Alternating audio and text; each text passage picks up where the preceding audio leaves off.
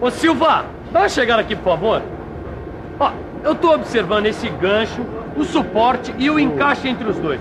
Bom, quando eu pego o desenho técnico dessa peça, tem um monte de coisa que eu ainda não entendo. Ô Titão, você já aprendeu bastante leitura e interpretação do gancho com polia, mas ainda falta, rapaz. Falta aprofundar algumas partes, né? Precisa exercitar. Silva, mas sabe qual é o problema? É que sozinho, meu... Tem horas que é melhor raciocinar com mais gente, não é isso? Você já observou que você observa melhor as diferenças e sutilezas de uma peça quando você olha para ela de diversos ângulos? Pois bem, é assim com os problemas também. Grande, Silva. Bom, mas o jeito é você me dar uma mão, porque sozinho eu já fui aonde dava. Muito bem, então que tal nessa teleaula de hoje nós começarmos por dois dos componentes do gancho com polia, o gancho e o suporte. Vamos nessa? Hoje você vai se aprofundar na leitura e interpretação dos desenhos técnicos de dois componentes do gancho com polia, o gancho e o suporte. Fique ligado que a nossa teleaula está só começando. Vamos nessa, Titão. Olha, Caio, é melhor a gente dar uma revisada geral antes de ir para aqueles desenhos que você tem dúvidas. Eu também acho, Ananias. Eu vou começar pelas vistas. Esse desenho, por exemplo, ele está representado na vista frontal e na vista lateral esquerda. Mas antes a gente tem que ler com bastante atenção o desenho, a legenda e os símbolos. Eles sempre dão um monte de informações sobre a peça. Isso eu sei, por exemplo, olhando aqui. Dá para ver em que diedro foi feito o desenho, em que escala de redução, o material de fabricação, a altura, largura e o comprimento da peça. E se a peça tiver elementos arredondados? Eles vão estar indicados com a letra R na frente das cotas. Que tal? Grande, Caio. Olha, errando, acertando, devagar ou depressa, nós estamos indo no caminho certo. E já estamos prontos para fazer a leitura da peça. Vamos lá? Vamos começar pela legenda. O que é que você está sacando da peça? Bom, aqui já indica que o desenho foi feito no primeiro diedro, numa escala de 1:4 e que o material de fabricação do gancho é o aço forjado ABNT 1040. Que é? A referência do tipo de aço segundo a ABNT, Associação Brasileira de Normas Técnicas. Muito bem, Titão. E o que mais está dando para sacar aí sem olhar o desenho da peça? O que mais? Bom, olhando aqui embaixo tem o formato e as dimensões da folha em que foi feito o desenho. E o que mais? Logo acima da legenda, Titão. Sim, o afastamento geral. Aqui está dizendo que as medidas obedecem a um afastamento de mais ou menos 1/10 de milímetro. É isso aí, seu Tito. Muito bem. Já vimos a legenda. Agora nós podemos passar para a leitura e interpretação do desenho da peça. Então vamos lá, vamos dar uma boa olhada no desenho da peça. Então vamos lá, observando bem as cotas do desenho, a gente pode saber as dimensões básicas do gancho. Ou seja, altura de 332 milímetros. A gente obtém esse valor somando as cotas de 112, que é essa altura aqui, mais 120 milímetros, mais 91 milímetros. Ok? O comprimento é de 189 milímetros. Já a largura dada por 91 vezes 2, mais essa areazinha aqui, esse pedalinho aqui, ó, tá vendo? Agora, a largura é essa aqui, ó, 44.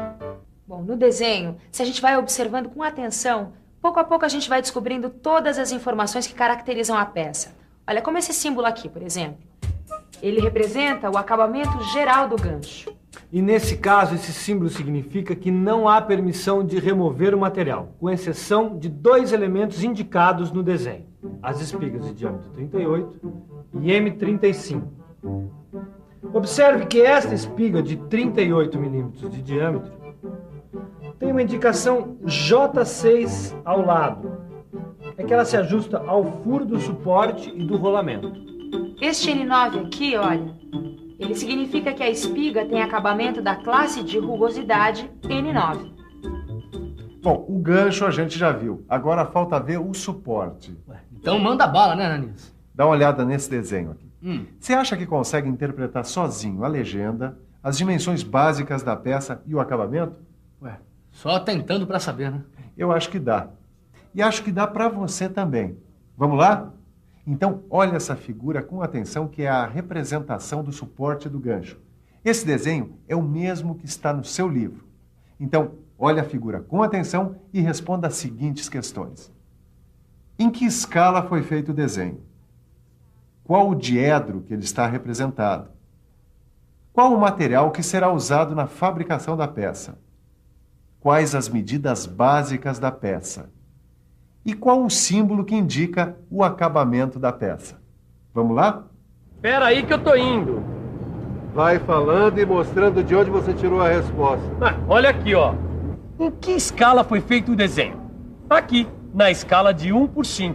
Em que diedro está representada a peça?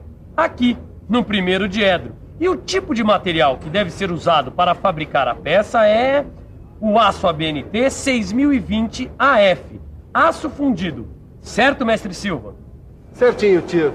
E as dimensões da peça? E, Ângela, qual é o comprimento, a largura e a altura dessa peça aqui? Bom, nesse caso não basta só ler corretamente, não. Você tem que usar um pouco a cabeça. Vamos pensar um pouco? Vamos pensar um pouco. Deixa eu ver. O desenho apresenta 2 cortes. Vendo frontalmente, fizeram um meio corte. E vendo de cima, fizeram um corte parcial. Então, o comprimento é este aqui. 278 milímetros. A largura é esta aqui, 138 milímetros. E a altura aparece aqui, 303 milímetros. Falta ver o símbolo que indica o acabamento geral. Esse aqui, Ananias, ó. Esse aqui é o símbolo que indica o acabamento geral da peça. E esse outro aqui é que indica como deve ser feito o acabamento do rebaixo. No caso dessa peça, o acabamento deve ser feito no furo com 38 milímetros e 1/10 de milímetro de diâmetro, e o rebaixo do furo de 40 milímetros de diâmetro. É assim mesmo, seu Caio. A gente vai estudando, vai aprendendo e vai dominando o assunto. E quando a gente não sabe, a gente pergunta para quem sabe. Claro. E você, acertou tudo ou errou algumas? Eu errei, cara. Eu confundi a medida do comprimento e ainda me embananei todo com esse símbolo de acabamento. Calma, Tito. Até parece que não pode errar, rapaz. Enquanto você está aprendendo, é hora de errar. Depois é que não vai poder mais. Silva, mas eu fico cabreiro de errar, cara. Você aí em casa, se errou, não tem o menor problema. Entendeu, seu Titão? Agora é hora de estudar, fazer os exercícios e praticar bastante. Depois é só acerto. Quer ver uma coisa? Dá só uma olhada aí ao redor. Vê quanto mecânico veterano tem por aí. Tudo macaco velho. Mas e daí? Pergunta pra eles como é que foi o começo da carreira deles. Às vezes trocava a medida do raio do elemento pelo diâmetro da peça e acabava perdendo-a. Às vezes não prestava atenção na legenda e pegava o material errado. Às vezes não lia o sinal de acabamento corretamente e utilizava outro tipo de ferramenta. Isso ocasionava eu perdia a minha peça e tinha que fazer tudo de novo. Miguel, se você fosse falar as qualidades para alguém fazer uma boa interpretação de um desenho técnico, o que é que você falaria? Bom, em primeiro lugar, teria que ter estudado um pouco para ter uma base. Depois, muita atenção e bastante experiência. Experiência a gente só adquire exercitando. Se não praticar, não sai do lugar. Então pegue o seu livro de estudos e lá você vai encontrar essas 2 outras figuras. Aí você exercita a sua atenção respondendo essas perguntas. Qual é o nome desse conjunto mecânico? Em que escala e que diedros estão representadas as 2 vistas? Qual o material da peça? Qual o número de furos passantes? E esse outro desenho aqui? Que peça é essa? Qual é o símbolo que indica o acabamento, a classe de rugosidade das superfícies, tolerância dimensional dos furos laterais? Repare que quanto mais exercício você praticar, maior o número de peças e os tipos de informação que você vai acabar tendo. Não é mesmo, Ângela? É verdade. Então faça os exercícios e confira os resultados no final do seu livro de estudos. Sabe, Caio, a gente tem que tentar fazer as coisas com qualidade, sem nenhum erro. Agora, quando a gente está aprendendo, tem que dar um desconto. Claro. E tem que tentar fazer sem erro. Porque além da qualidade, refazer dá muito mais trabalho. É isso aí. Agora, já que você falou em refazer as coisas, que tal a gente aproveitar esse gancho para rever tudo que a gente viu na teleaula de hoje? Se liga que a nossa revisão está chegando aí. E atenção, se liga aí que é a hora da revisão. Na teleaula de hoje, você pôde aprofundar mais a leitura e interpretação de 2 dos componentes do gancho com polia: o gancho e o suporte. E aí, Caio? Conseguiu avançar mais um pouco? Ah, as coisas estão ficando cada vez mais familiares. Tem assunto que eu já domino completamente, Ananias. Mas é assim mesmo. E você? Aposto que também já está dominando boa parte disso tudo. Agora, o que não pode fazer é parar. Tem que continuar se exercitando. Ananias. Mas ainda ficou faltando alguns componentes do gancho com polia. Ficou sim. Ficou faltando a polia, a bucha e o pino com cabeça cilíndrica. E esse é o tema da nossa próxima teleaula. Até lá. Tchau. Tchau.